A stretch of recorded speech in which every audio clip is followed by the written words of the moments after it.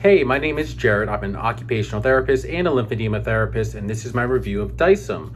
Dycem comes on a tube like this, or you can get individual pieces that are cut to fit. I like to use the tube roll like this, so that way I can just peel it back and cut off a piece of what I need. I've used this with individuals that have limited grip strength, and they can cut off a piece or tear off a piece, apply it to a jar that they can't open, and then turn to open.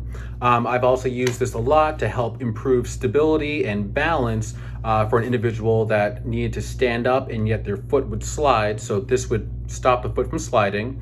I've used this a lot also for helping clients that cannot get on their compression stockings independently. They can actually slide their foot along a piece of this that's on the ground. This material is long lasting. All you need to do is just to wash it down and then dry it off, and then it's almost brand new, good as new. I use this a lot in my practice. It's a nice trick to have. It's a nice item to have to use. I hope you take a look at it and that it's helpful.